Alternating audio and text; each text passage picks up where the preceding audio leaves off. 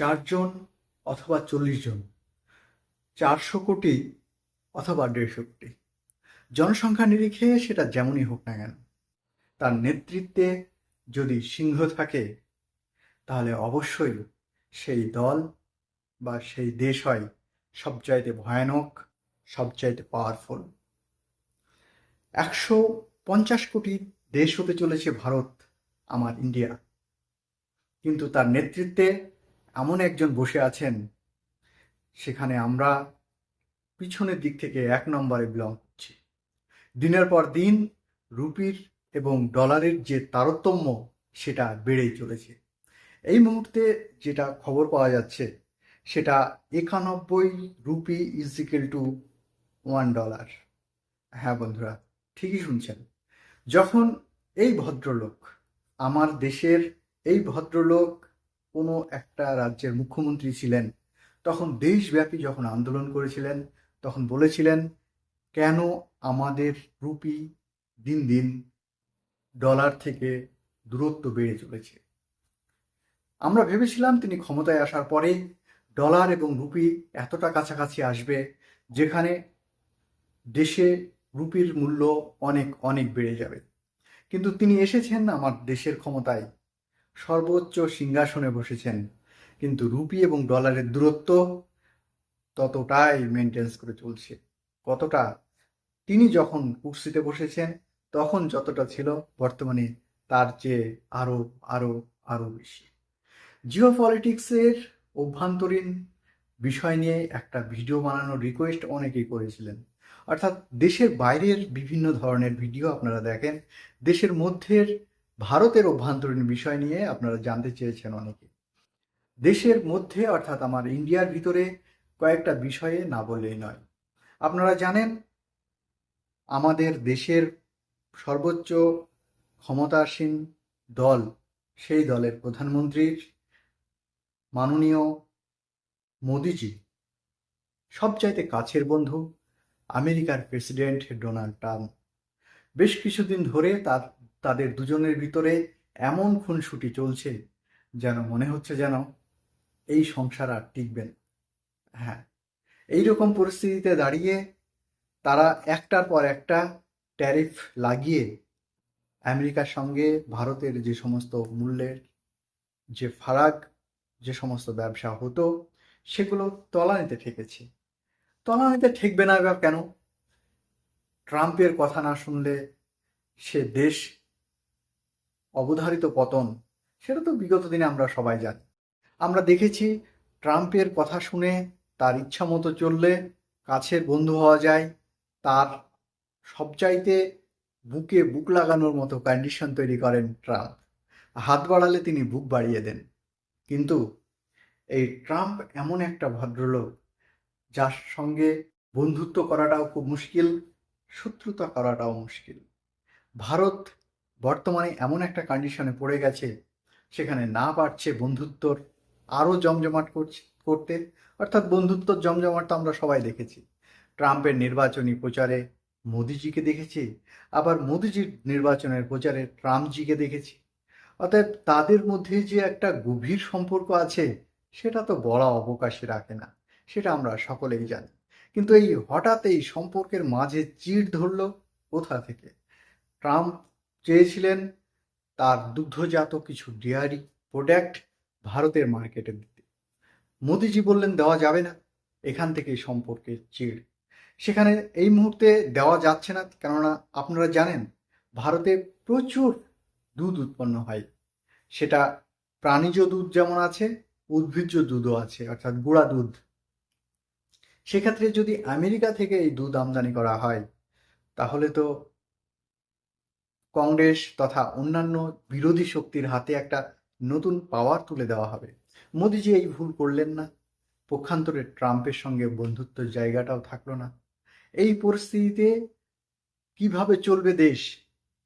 আপনারা দেখেছেন চীন দিনের পর দিন প্রায় 150 কোটি জনসংখ্যা নিয়ে যেভাবে এক্সপ্রেস গতিতে ট্রেন নিয়ে ছুটছে, একদম পৃথিবীর এক প্রান্ত থেকে আর এক প্রান্তে, সেখানে প্রায় 150 কোটি জনসংখ্যা নিয়ে তাদের পেটে ভাত জোগাড় করতেই হিমশিম খাচ্ছে আমার দেশের প্রধানমন্ত্রী। সেখানে এনআরসি, সিএএ এইরকমভাবে জুজু লাগিয়ে মানুষের মধ্যে ঝাড়াই বাছাই করা শুরু করেছে। কোন দেশ থেকে এই মানুষগুলো এসে আমার দেশের খাদ্য খাবার ইঁদুরের মতো ধ্বংস করে দিচ্ছে। এদের খাদ্য খাবারগুলো যদি ধ্বংস থেকে বাঁচানো যায়, তাহলে আমার দেশের মানুষ আরও কিছুদিন খেয়ে পরে বাঁচতে পারবে। না হলে যেরকম শুরু হয়েছে, অর্থাৎ ভারতের ভিতরে তো টেকনোলজি নেই। ভারতবর্ষের এপিজে আবুল কালাম আজাদ স্যার, কালাম স্যার যে পথ দেখিয়ে দিয়ে গিয়েছিলেন, সেই পথ তো অনুসরণ করেনি ভারতীয়রা। সেই পথ দেখবে কি করে? তিনি তো মুসলিম ছিলেন, যাতে মুসলিম বলে কথা। তার নাম যদি বারবার প্রচার করা হয়, তাহলে তো আবার মুসলিমরা বলবে যে আবুল কালাম স্যার ছিলেন বলে আজকে ভারত এইরকম পজিশনে আছে। আগামী দিনে মুসলিমরা বলেও বসতে পারে যে প্রধানমন্ত্রীর কুর্সিটা মুসলিমদেরকে দিতে হবে। এই ভয় তো দেশের মধ্যে আছেই। অর্থাৎ সিএএ, এনআরসি করে যতটা জনসংখ্যা কমানো যায়, অর্থাৎ এইভাবে জনসংখ্যা কমানো কমানো বলতে গেলে কি বোঝাতে চাইছি, না তো যদি বিদেশ থেকে আসে এদেরকে সেই দেশে পাঠিয়ে দেওয়া হবে। তো মোদিজির চিন্তা ভাবনায় ম্যাক্সিমাম মানুষ ওই বাংলাদেশ আর পাকিস্তান থেকে এসেছে। বাংলাদেশ থেকে মুসলিমরা এসেছে, পাকিস্তান থেকেও মুসলিমরা এসেছে। এখন ঘটনা হচ্ছে, একটা সহজ সমীকরণ কিন্তু সবাই বুঝছেন আপনারা। আপনাদের একটা ছোট্ট কথা যদি বলা যায় যে কোনো একটা দেশের জনসংখ্যা 100% না হলেও প্রায় 92-95% মুসলিম, সেই দেশের মুসলিমরা কি করতে ভারতবর্ষে আসবে? আমি তর্কের ক্ষেত্রে ধরেই নিলাম যে কিছু জনসংখ্যা এসেছে, ম্যাক্সিমামটাই তো হিন্দুরা এসেছে, তাহলে বাদ দেবেন কি করে? সেই মরার উপরে খাড়ার ঘা পড়েছে মোদিজির ঘাড়ে, সেটা অলরেডি পশ্চিমবঙ্গের মানুষ দেখতে পাচ্ছেন। পশ্চিমবঙ্গের যিনি বিরোধী দলনেতা আছেন, অর্থাৎ আপনারা জানেন যুক্তরাজ্য কাঠামো আমাদের দেশে চলে, সেক্ষেত্রে পশ্চিমবঙ্গ একটা রাজ্য, সেই রাজ্যের একটা নির্দিষ্ট আইকনিক সিস্টেম আছে, তাদের সরকার আছে। সেই সরকারের বিরোধী দলনেতা তিনি বলছেন যে হিন্দু খাতরা মে হ্যায়। এখন ঘটনা হচ্ছে, যেখানে 75%-এর কাছাকাছি হিন্দু সংখ্যা, যেখানে 20%, 22% বা 25% মুসলিম, সেক্ষেত্রে কি করে এই 25% মুসলিম 75% হিন্দুদেরকে মেরে কেটে শেষ করে দিচ্ছে? এই সমীকরণ তো হিন্দু ভাই বোনেরা কোনো মতেই করছে না। এর সঙ্গে যুক্ত হয়ে গেছে পশ্চিমবঙ্গের আরও একজন নেতা, তার নাম হুমায়ুন কবির। তিনি সেই 1992 সালে যে বাবরি মসজিদ শহীদ করা হয়েছিল, সেখানে রাম মন্দির স্থাপন হয়েছে, সেই নামকে কেন্দ্র করে মুর্শিদাবাদের বেলডাঙাতে তিনি একটা বাবরি মসজিদ করবেন। এই ধর্মের জুজু দেখিয়ে দীর্ঘ 200 বছর ব্রিটিশরা শাসন করেছে ভারতবর্ষকে। এখন এই ধর্মের জুজু দেখিয়ে বিভিন্ন সময় বিভিন্ন রাজনৈতিক দল ভারতবর্ষের বিভিন্ন রাজ্য তথা দেশকে শাসন করে চলেছে। এখানে আপনার পেটের ভাত আছে কিনা, আপনার রুজি রোজগার কতটা, আপনার কর্মসংস্থান আছে কিনা, আপনি ঠিকমতো আপনার স্বাস্থ্য পরিষেবা পাচ্ছেন কিনা, আপনার পড়ালেখার পরে কর্মসংস্থানের ব্যবস্থা দেশের একটা দায়িত্ব কর্তব্যের মধ্যে পড়ে। সেই দেশ, অর্থাৎ আমার দেশ ভারত, কতটা আপনাকে দিতে পারছে, এর আলোচনা, এর আন্দোলন, এর সমালোচনা করার অধিকার থেকে বিরত। কিছু কিছু জায়গাতে সোশ্যাল মিডিয়াতে তো এমন দেখতে পাচ্ছি যে আমরা ভাত চাই না, আমরা স্বাস্থ্য চাই না, আমরা মন্দির চাই, মন্দির চাই। আবার কিছু কিছু ক্ষেত্রে এমনও হয়তো বা মুসলিমরাও কিছুদিন পরে তারাও মিটিং মিছিল বের করে বলবে আমরা মসজিদ চাই, আমাদের কোনো কিছুর প্রয়োজন নেই। এটাই যদি হয় এই একবিংশ শতাব্দীর 2025 সালে দাঁড়িয়ে, তাহলে এর চেয়ে লজ্জাজনক দেশ আর কি হতে পারে?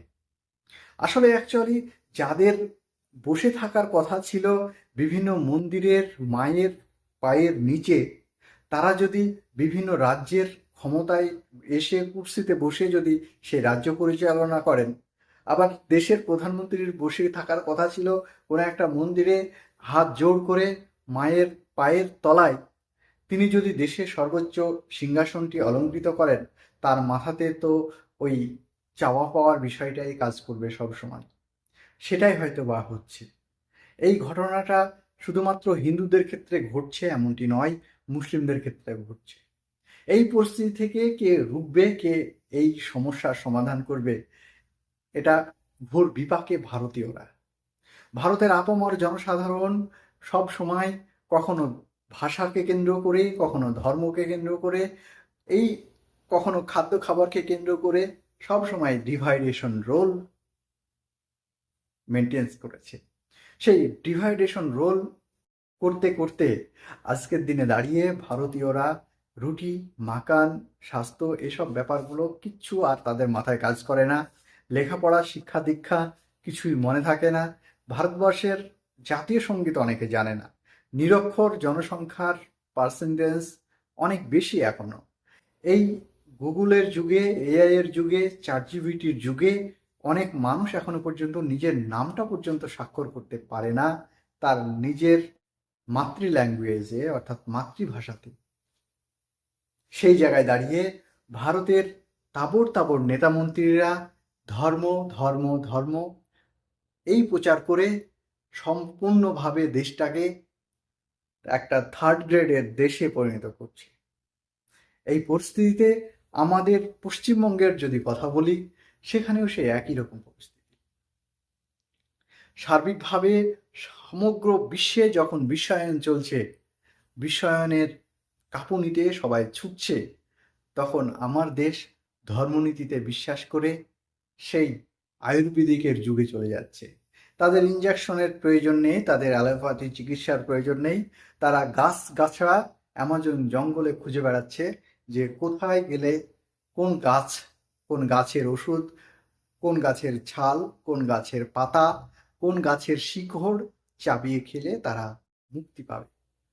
কিন্তু এই আধুনিক যুগে যখন সাপের বিষকেও মানুষ বিশেষ পদ্ধতিতে শরীরে প্রয়োগ করে বিভিন্ন ধরনের রোগ নিরাময়ের ওষুধ তৈরি করতে পেরেছে, সেখানে ভারতীয়রা আমরা এখনো সেই গাছগাছার পিছনে ছুটে বেড়াচ্ছি।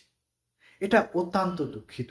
শুধুমাত্র ধর্মীয় দিক থেকে হিন্দু ভাইরা যে ছুটছে এটা কিন্তু নয়, মুসলিম ভাইরাও সেই একই রকম পর্যায়ে ছুটছে।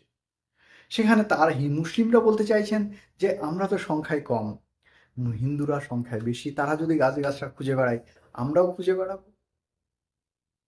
তারা মসজিদে গিয়ে কতটা নিজেদেরকে সেভ করতে পারছে, তার চাইতে বড় ব্যাপার হচ্ছে তাদেরকে এটা প্রমাণ করতে হবে যে আমরা মসজিদ বানাতে চাই, আমরা মসজিদের পিছনে সময় দিতে চাই।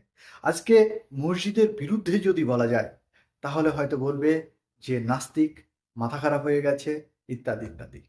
কিন্তু মসজিদের তো অভাব নেই, মন্দিরেরও অভাব নেই। তাহলে অভাব হচ্ছে ভোটের। ভোট সর্বস্ব, রাজনীতিতে সব কিছু সম্ভব। একদিকে হুমায়ুন কবিরজির মসজিদ রাম মন্দির ভেঙে যেখানে নিয়ে চলে এসেছে মুর্শিদাবাদের বেলডাঙায় বাবরি মসজিদ, ওদিকে রাম মন্দির যেখানে ছিল এই বলে এতদিন পর্যন্ত বাবরি মসজিদটা ভেঙে তারা রাম মন্দির প্রতিষ্ঠান করেছেন। এখন এই গোলক ধাঁধার মধ্য দিয়ে কোথায় যাবে মানুষ, কোথায় যাবে? আর এই অকুল নদীতে পড়ে গেছে, অকুল সাগরে পড়ে গেছে আমাদের ভারতীয় নদী। কে ধরবে হাল? কে ধরবে আগামীর এই বার্তা? কে নিয়ে আসবে? আজকের দিনে দাঁড়িয়ে আমরা তো বিদ্যাসাগরকেও দেখতে পাচ্ছি না, রাজা রামমোহনও পাচ্ছি না। আজকের দিনে দাঁড়িয়ে আমরা নেতাজিকেও খুব মিস করছি। আজকের দিনে দাঁড়িয়ে আমরা খুঁজে পাচ্ছি না স্বামী বিবেকানন্দের মতো মানুষ। আমরা খুঁজে পাচ্ছি না আজকে খান আব্দুল গাফফার খানের মতো মানুষকে। আজকে কে ধরবে হাল? কে এই দুই জাতিকে একসঙ্গে মিলেমিশে মানবতার শিক্ষা দেবে? মানবতার শিক্ষায় শিক্ষিত করে ভারতীয়দেরকে কে আবার নতুন সূর্য উদিত করবে? যেখানে চীন এই প্রচুর জনসংখ্যা নিয়ে দুরন্ত গতিতে ছুটন্ত ট্রেন নিয়ে সারা বিশ্বকে দাপিয়ে বেড়াচ্ছে, সেখানে জনসংখ্যার দিক থেকে প্রায় সমান চীন আর ভারত। এই প্রচুর জনসংখ্যা নিয়ে ভারতীয় বিভিন্ন ধরনের নেতামন্ত্রীরা তারা ভাবছে যে কিভাবে খাবার কম খেয়ে বেঁচে থাকা যায়। এটা তো মেন রাস্তা নয় যে খাবার কম খেয়ে মানুষ বেঁচে থাকবে, এটা তো আসল তরিকা হতে পারে না। মেন তরিকা হওয়া দরকার আছে যে বেশি করে খাক কিন্তু খাবারটা আমি বেশি উৎপন্ন করব। চীন আজকে বিশ্বের 1 নম্বর দেশ হলেও ভারতের সমপরিমাণ জনসংখ্যা নিয়ে আজও আমরা পিছিয়ে আছি। এই ধর্ম ধর্ম জিগির সবচাইতে অধর্মের পথিক। যে এখানে স্বামী বিবেকানন্দ বলেছেন যে মানুষের শরীরে এত পুষ্টির প্রয়োজন আছে, যেখানে মাছ মাংস খাওয়ার প্রয়োজনীয়তা আবশ্যিক, সেখানে দাঁড়িয়ে আজকের দিনে আমরা গরু শূকরের রাজনীতি নিয়ে ব্যস্ত। আজকের দিনে কে কোনটা খাবে এটা ঠিক করে দেবেন দেশের সর্বোচ্চ প্রধানমন্ত্রী। এর চেয়ে লজ্জা কি হতে পারে? বিবেকানন্দের চাইতে বেশি কি মোদিজি হিন্দুত্ব বোঝাতে চাইছেন? যেখানে বিবেকানন্দ বলেছেন যে গীতা পাঠ অপেক্ষায় ফুটবল খেলা স্বাস্থ্যের পক্ষে অনেক ভালো, সেখানে লক্ষ লক্ষ কণ্ঠে যখন কলকাতায় গীতা পাঠ হয়, তখন প্রশ্ন তো উঠতেই পারে যে গীতা পাঠের চাইতে ফুটবল খেলা যেখানে বেশি প্রয়োজন মনে করেছেন, সেখানে আজও কেন ভারতে একটা ফুটবল টিম শক্তিশালী হলো না সারা বিশ্বের মঞ্চে, যেখানে ভারতকে প্রেজেন্টেটিভ করা যায়? সেখানে তো আমরা বিবেকানন্দকেও মানছি না। আমরা আবার যদি নেতাজি সুভাষচন্দ্রকে যদি খুঁজে নিয়ে আসি, তাও একই রকম পরিস্থিতি, যেখানে বলেছিলেন যে এই দেশে সমস্ত মানুষ চন্দ্র সূর্যের মতো স্বাধীনতার সমস্ত কিছু সুখ পাবে। আমরা তো সেটাও তো দেখতে পাচ্ছি না। ভারতের অভ্যন্তরীণ রাজনৈতিক পরিস্থিতি দিনের পর দিন খারাপ থেকে আরো খারাপতর পরিস্থিতিতে চলে যাচ্ছে। এই নিয়ে বলতে গেলে অনেক বাড়াবাড়ি। আমার ব্যাকগ্রাউন্ড খুঁজবেন আপনারা হয়তো অনেকে, অনেকে আপনারা আমাকে কমেন্ট করে জানতে চান, ভাই আপনি কোন ধর্মের মানুষ, আপনি হিন্দু না মুসলিম? আবার কেউ কেউ বলে যে আপনাদের জন্য, আপনারা যদি সেকুলার মনে করেন তাহলে দেশ থেকে বেরিয়ে যান। এই ধরনের সংবাদ মাধ্যমগুলো এখন পর্যন্ত ভারতবর্ষে কিভাবে টিকিয়ে থাকতে পারে? টিকিয়ে রাখছে কারা? কাদের স্বার্থে এই ধরনের সংবাদ মাধ্যমগুলো এখনো সংবাদ পরিবেশন করে থাকে? যেখানে সেকুলারিজম আমরা স্বাধীনতা লগ্ন থেকে পেয়েছি, সেখানেও বারবার কঠোর আঘাত করে ভাঙতে চাইছে। ভাঙতে চাইছে এক শ্রেণীর মানুষ, এক শ্রেণীর উগ্র ও ধর্ম অন্ধতা। ধর্ম একটা সময় মানুষকে অবশ্যই পথ দেখিয়েছে, পথ দেখিয়েছে, শান্তিতে থাকতে দিয়েছে, মেনে নিচ্ছি। কিন্তু আজকের দিনে দাঁড়িয়ে ধর্ম যখন অধর্মের রাস্তা নেয়, ধর্ম যখন মানুষে মানুষে হিংসের পথ দেখায়, ধর্ম যখন একটা মানুষকে আর একটা মানুষের উপরে জিহাদ ঘোষণা করতে বলে, একটা মানুষ আর একটা মানুষকে গরুকে মাতা বলে মানুষকে খুন করার পরামর্শ দেয়, সেখানে আমার মনে হয় এই ধর্মের কোনো প্রকারের প্রয়োজনীয়তা নেই। এই ধর্ম এই ভারতবর্ষ থেকে নিপাত যাক একদম। আমি কিন্তু এটাই চাইছি। আপনারা কি চাইছেন অবশ্যই কমেন্ট করে জানাতে ভুলবেন না। ভালো থাকবেন, সুস্থ থাকবেন। চোখ রাখুন থটস অফ সানারুল। জিও পলিটিক্সের সমস্ত রকম ভিডিও পেতে সাবস্ক্রাইব করতে ভুলবেন না আমার এই চ্যানেলটি।